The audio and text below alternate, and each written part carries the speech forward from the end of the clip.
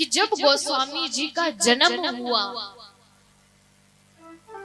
तो जन्म से ही इनके पूरे 32 दांत थे। जन्म लेते ही बालक रोता है, लेकिन ये रोए नहीं। इन्होंने प्रथम शब्द राम बोला, इसलिए इनका नाम पड़ गया राम बोला। जन्म के बाद ही मां चल बसी और कुछ समय के बाद पिता भी चल बसे।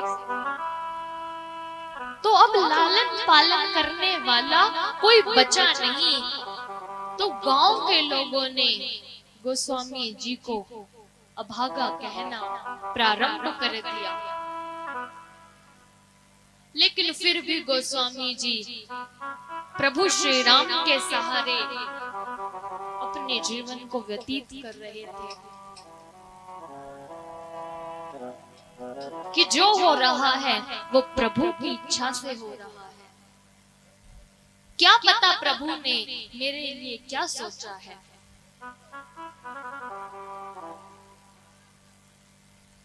गोस्वामी जी बड़े हुए तो परिवार के लोगों ने गोस्वामी जी का विवाह करा दिया।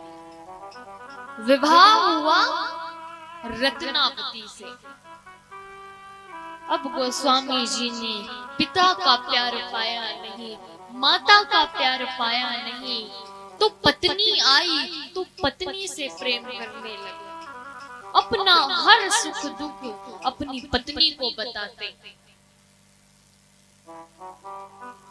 हर बात पत्नी को बताते। लेकिन शादी के 4-5 दिन के बाद कन्या को लेने उसका भाई आता है। तो ऐसे ही रत्नावती को लेने उसका भाई आ जाता है। रत्नावती अपने भाई के साथ जाती है। गोस्वामी जी ने देखा तो गोस्वामी जी पूछते हैं कि अरे रत्नावती, तुम कहाँ जा रही हो? रत्नावती ने कहा कि अरे मैं अपने घर जा रही हूँ। इतना सुनकर गोस्वामी जी तो रोने लगते हैं कि अरे हम तुम्हारे बिन कैसे रहेंगे। रत्नावती ने कहा अरे आप क्यों रो रहे हैं? मैं तो केवल 4-5 दिन के लिए जा रही हूँ, वापस आ जाऊंगी। इतना सुनकर गोस्वामी जी और जोर से रोते हैं कि अरे 4-5 दिन। रत्नावती ने कहा हाँ बस 4-5 दिन। गोस्वामी जी रोक रहे हैं, मना रहे हैं, जाने नहीं दे रहे, लेकिन रस्म तो निभानी ही थी। रत्नावती अपने भाई के साथ अपने घर चली जाती है। गोस्वामी जी बैठे हुए रो रहे हैं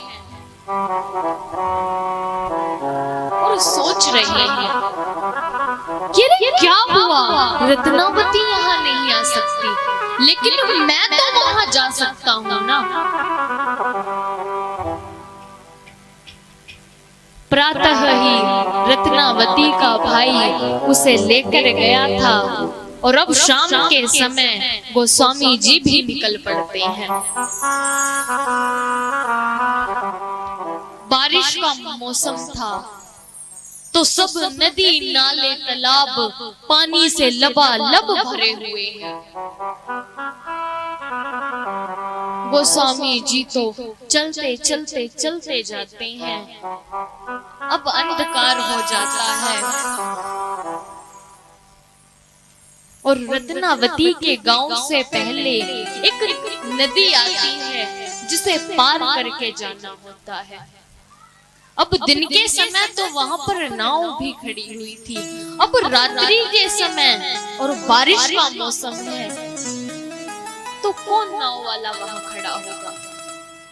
गोस्वामी जी आते हैं खड़े होकर इधर से उधर देख रहे हैं।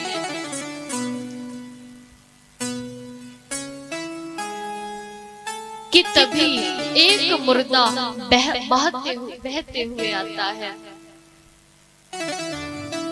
गोस्वामी जी ने देखा तो उस मुर्दे को ही नाव समझ लिया कि अरे देखो, मेरी पत्नी ने मेरे लिए नाव भिजवाई है।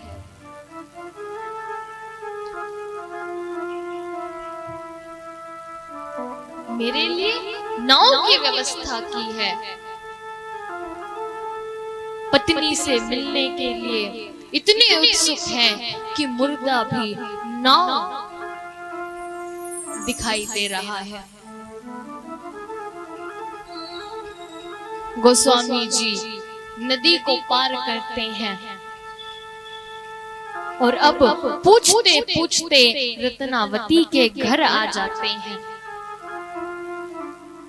रात्रि का समय है तो सब दरवाजे बंद हैं, लेकिन गोस्वामी जी परिक्रमा लगाते हैं और देखते हैं कि ऊपर के एक कमरे में रोशनी दिखाई दे रही है। गोस्वामी जी ने सोचा कि हो ना हो यही मेरी पत्नी का कमरा है। संयोग से उसी समय एक काला नाग रत्नावती के कमरे में जा रहा था। गोस्वामी जी ने देखा तो सोचा, रे देखो, मेरी पत्नी ने तो मेरे लिए रस्सी भी भिजवा दी। काले नाग को ही रस्सी समझकर ऊपर चढ़ गए। ऊपर चढ़कर देखा कि रत्नावती सोई हुई है। जगाते हैं,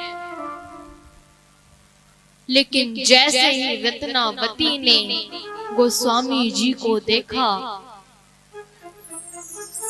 तो अपना माथा पकड़ लिया, हक्की बक्की रह गई। गोस्वामी जी से बोली, अरे गोस्वामी जी, आप यहाँ पर कैसे?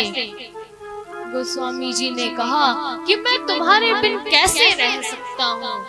मैंने सोचा कि क्या हुआ, तुम मेरे पास नहीं आ सकती, लेकिन मैं तो तुम्हारे पास जा सकता हूँ।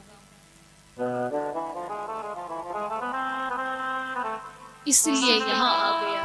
अब रत्नावती ने गोस्वामी जी को समझाया, कहा, देखिए गोस्वामी जी, आज आपने जितना प्रेम मुझ जैसी इस तुच्छ स्त्री से किया है, अगर इतना प्रेम तुम प्रभु से कर लेते तो आज तुम्हारा बेड़ा पार हो जाता। अरे ये तो 5 तत्वों से बना हुआ शरीर है। पार तो केवल प्रभु का नाम लगा सकता है। प्रेम करना था तो प्रभु से प्रेम करते। रत्नावती ने गोस्वामी जी को समझाया। अपनी पत्नी की बात गोस्वामी जी को समझ आ गई, तो अब कोई देरी ना करते हुए गोस्वामी जी वहां से सीधा अवधपुरी की ओर जाते हैं। गोस्वामी जी ने पत्नी की बात सुनी तो आज वो गोस्वामी तुलसीदास जी हो गए। तो इसलिए अपनी पत्नी की बात सुनना भी जरूरी है। गोस्वामी जी पार लगे तो अपनी पत्नी के वचनों के कारण।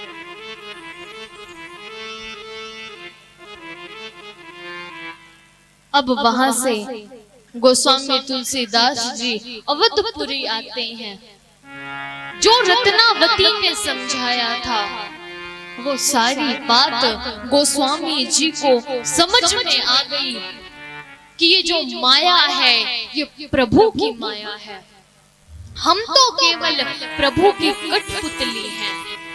जैसा प्रभु चाहते हैं वैसा प्रभु हमें नचा रहे हैं, लेकिन हम फिर भी इस माया में उलझे हुए हैं।